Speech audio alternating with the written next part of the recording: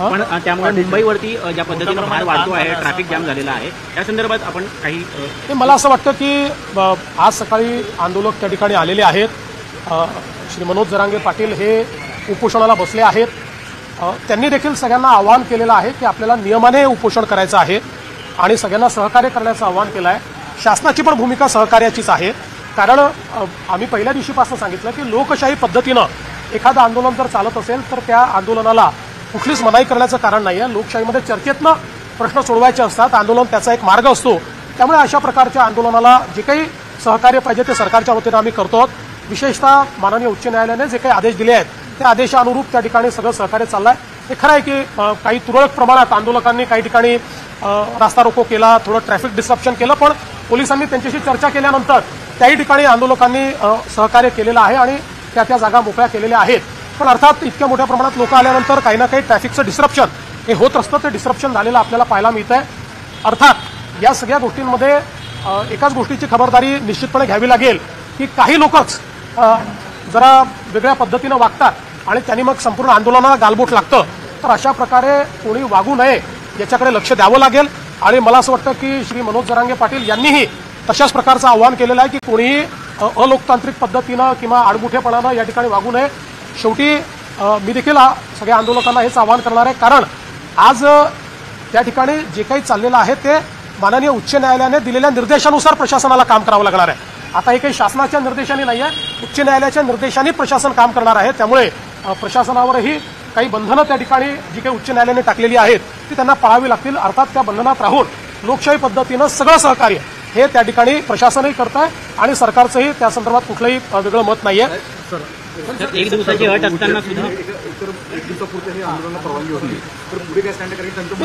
मला असं वाटतं की त्यांनी पुन्हा परवानगी मागितलेली आहे आणि कायद्याच्या चौकटीत राहून जी काही उच्च न्यायालयाने निर्देश दिले त्याच्या चौकटीत राहून पोलीस त्याचा सकारात्मक विचार करतील. जो काही कारण शेवटी आता हा निर्णय प्रशासन आणि आंदोलनकर्ते यांच्यातला निर्णय आहे. तर माननीय उच्च न्यायालयाने दिलेल्या निर्देशाच्या अनुरूप मला असं वाटतं की प्रशासन सकारात्मक त्या संदर्भातला विचार करेल आणि शेवटी या आंदोलनामध्ये ज्या काही त्यांच्या मागण्या आहेत त्या मागण्यांच्या संदर्भातही जो काही मार्ग काढता येईल तो काढण्याचा सरकारचा प्रयत्न आहे. आपल्याला माहिती आहे की आम्ही एक एम्पावर्ड कमिटी देखील तयार केलेली आहे. मंत्रिमंडळाची उपसमिती त्या ठिकाणी आहे. या उपसमितीला यापूर्वीच ज्यावेळेस ॲडव्हान्समध्ये काही मागण्या आल्या होत्या त्या मागण्या आम्ही अग्रेषित केलेल्या आहेत. तेही त्याच्यावर विचार करतायत. कायदेशीर मार्ग काढावे लागतील, नुसतं आश्वासन देऊन चालणार नाही. कायदेशीर मार्ग काढावे लागतील, संविधानात बसणारे मार्ग काढावे लागतील. तशा प्रकारचे मार्ग कसे काढता येतील असा प्रयत्न आहे. मी असेल, एकनाथराव शिंदेजी असतील, अजितदादा असतील, आम्ही संपर्कात आहोत. आम्ही समितीला सांगितलेलं आहे की त्यांनी त्या संदर्भात चर्चा करून आमच्याशी चर्चा करावी, जेणेकरून यातनं एक काहीतरी आपल्याला जो काही मार्ग काढता येईल तो मार्ग काढण्याचा प्रयत्न करू. शेवटी एकच आमचा प्रयत्न आहे की कुठल्याही परिस्थितीत दोन समाज एकमेकापुढे येऊन उभे राहिलेले आहेत अशा प्रकारची परिस्थिती महाराष्ट्रात उभी राहू नये आणि म्हणून ओबीसी समाजालाही आपल्याला सांभाळावं लागेल, मराठा समाजालाही न्याय द्यावा लागेल. आणि शेवटी मी पुन्हा एकदा सांगतो की आपण हे सगळ्यांनी बघितलेलं आहे की गेल्या 10 वर्षामध्येच जेवढा काळ आमचं पहिलं युतीचं सरकार होतं, दुसरं युतीचं सरकार आणि आता तिसरं युतीचं सरकार, या काळातच मराठा समाजाला न्याय मिळालेला आहे. इतर कुठल्याही काळात मराठा समाजाला न्याय मिळालेला नाही.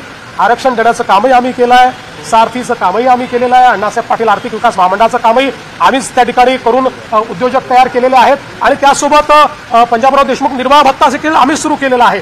परदेशी विद्यार्थ्यांना पाठवणं देखील आम्ही सुरू केलेलं आहे. त्यामुळे या सगळ्या गोष्टी शिक्षणाच्या असतील किंवा वेगवेगळ्या असतील रोजगाराच्या, या सगळ्या आमच्या सरकारने त्या ठिकाणी केलेल्या आहेत. त्यामुळे मराठा समाजाबद्दल आम्ही सकारात्मकच आहोत. कुठल्याही प्रकारे मराठा समाजाच्या संदर्भात आमच्या मनात काही शंका नाही आहे. या समाजाच्या पाठीशी आम्ही आहोत. पण त्याचवेळी काही लोक जाणीवपूर्वक हा प्रयत्न करतायत की हे कसं एस्केलेट झालं पाहिजे, कसे दोन समाज एकमेकासमोर आले पाहिजेत, कसं ओबीसी आणि मराठा असं भांडण लागलं पाहिजे. काही लोकांचे स्टेटमेंट सकाळी बघितले, त्यांचे प्रयत्न काय माझ्या लक्षात येतात.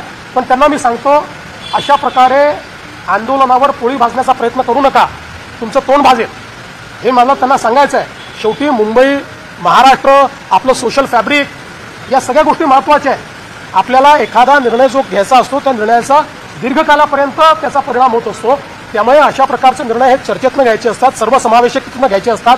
एकाला समोर करायचं, मग दुसऱ्याला नाराज करायचं, मग त्याला समोर आणायचं, अशा प्रकारचे प्यादे लढवणे, अशा प्रकारचे एकमेकासमोर लोक झुंजवणे हे या सरकारचं धोरण नाही. आम्ही त्यातनं प्रयत्नपूर्वक मार्ग काढतो. मनोज जरांगे पाटील यांचं शिष्टमंडळ आणि उपसमितीचं शिष्टमंडळ ह्या दोघांमध्ये एक सकारात्मक चर्चा व्हावी आणि सकारात्मक चर्चेमधून या गणेशोत्सव काळामध्ये सणासुदीच्या काळामधलं आंदोलन एक कुठेतरी तोडगा निघावं या संदर्भात तुम्ही काही वैयक्तिक निश्चितपणे मी आपल्याला सांगितलं की आपण त्याकरताच ही समिती तयार केलेली आहे. ती समिती त्यांच्या ज्या मागण्या त्या मागण्यांवर विचार करते आहे, त्याच्यानंतर चर्चा देखील करेल.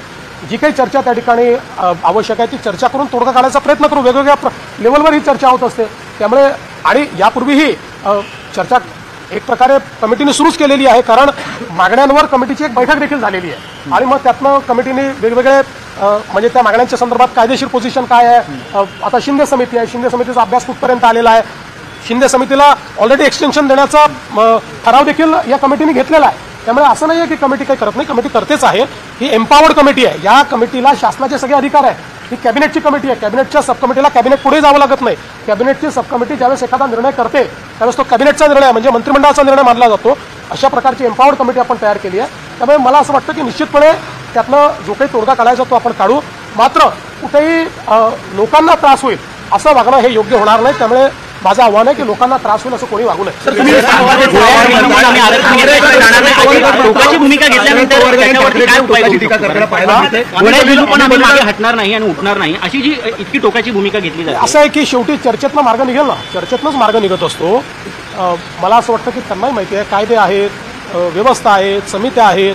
त्यामुळे सगळ्या गोष्टी एकदम सगळ्या पदरी पडतात असं नाही आहे, पण आपण चर्चेतनं मार्ग काढत असतो. आता मागच्या काळामध्ये आपण 10% रिझर्वेशन दिलं. आज अशी परिस्थिती नाही आहे. 10% आरक्षण लागू आहे. त्या आरक्षणाप्रमाणे भरती झाली आहे, भरती चालली आहे. त्याच्यामध्ये ते आरक्षण कुठेही कोर्टाने नाकारलेलं नाही. कोर्टात आरक्षण आतापर्यंत नीट टिकलेलं आहे. त्यामुळे आत्ताची परिस्थिती अशी नाही की मराठा समाजाला आरक्षण नाही आहे. ते ऑलरेडी आहेच. मराठा समाजाचं आरक्षण टिकलेलं आहे. पण एक गोष्ट मात्र निश्चित आहे की वेगवेगळे पक्ष जे या संदर्भात सोयीची भूमिका घेतात त्या पक्षांना माझं आव्हान आहे की सोयीची भूमिका घेऊ नका. भूमिका घ्यायची तर ठाम भूमिका घ्या. ठाम भूमिका घेताना दिसत नाही आम्ही तर बोललोच होतो, याचंही करा त्याचंही करा, अशा प्रकारची भूमिका नको. जे कायदेशीर आहे ती कायदेशीर भूमिका घ्या ना. तुमची भूमिका सांगा काय कायदेशीर भूमिका आहे. या संदर्भात ते भूमिका याकरता सांगणार नाहीत, कारण त्यांना समाजामध्ये भांडण होताना कुठेतरी त्यातनं राजकीय फायद्याचा वास येतो. आम्हाला राजकीय फायदा करून घ्यायचा नाही. आम्हाला सगळे समाज सांभाळायचे आहेत. आमचं सरकार इतक्या मोठ्या संख्येनं या ठिकाणी निवडून आलं कारण आम्ही सगळ्या समाजाला सांभाळलेलं आहे. सगळ्या समाजाने आम्हाला मतदान केलेलं आहे. त्याच्यामुळे आम्हाला सगळ्यांना सांभाळावं लागेल. सगळ्यांना सांभाळून सगळ्यांचे ॲस्पिरेशन्स जे आहेत ते ॲस्पिरेशन्स कसे पूर्ण करता येतील आम्हाला प्रयत्न करायचा आहे. ओबीसीमधून मराठा समाजाला आरक्षण द्यावं अशी मागणी जरी जरांगे पाटील करत असले, काँग्रेस असेल किंवा ठाकरे गट असेल किंवा शरद पवार गट असेल, ते मात्र यावरती ठाम भूमिका घेत नाही. सरकारने निर्णय घ्यावा असं उत्तर द्यावे. म्हणूनच मी मागतो, कारण या सगळ्या लोकांनी मागच्या काळामध्ये याच्या संदर्भात एक सर्वपक्षीय बैठकीत ठराव करून सह्या केलेल्या आपल्याला सगळ्यांना माहिती आहे. त्यांनी सह्या केलेल्या त्यांचं पत्र आहे, पब्लिक डोमेनमध्ये पत्र आहे. त्यामुळे त्यांची भूमिका काय आहे ही त्या पत्रातनं बाहेर आलेली आहे. म्हणून मी म्हटलं की आता सोयीची भूमिका घेणं आणि लोकांची दिशाभूल करणं हे बंद केलं पाहिजे. या ठिकाणी आपल्याला महाराष्ट्राचं सोशल फॅब्रिक हे कसं नीट ठेवता येईल, आपली सामाजिक वीण ही कशी नीट ठेवता येईल हा प्रयत्न आपल्याला करावा लागेल. उद्धव ठाकरे आरोप लगा रहे हैं कि यूज एंड थ्रो पॉलिसी के तहत पाऊस झालेला आहे मुंबईमध्ये, त्यामुळे रेल्वे स्थानकांवर सध्या मोठ्या प्रमाणामध्ये हे आंदोलन करते. नाही, पण मला असं वाटतं की काही ठिकाणी आंदोलकांनी रस्ता रोको वगैरे केला, पण पोलिसांनी बोलल्यानंतर रस्ता त्यांनी रिकामाही केला. हिंदी में जानना चाहेंगे कि महाराष्ट्र की इन्वेस्टमेंट की तारीफ की है, ऑल क्रेडिट का जो काम हम कर रहे हैं उनका कहना है कि मराठाओं के कंधों पर बंदूक रखकर कौन गोलियां चला रहा है ये खुद मुख्यमंत्री ढूंढ कर निकाले. देखिए, उद्धव ठाकरे जी के सरकार के कार्यकाल में मराठा समाज के लिए किया हुआ एक काम वो दिखाए, उसके बाद बोल.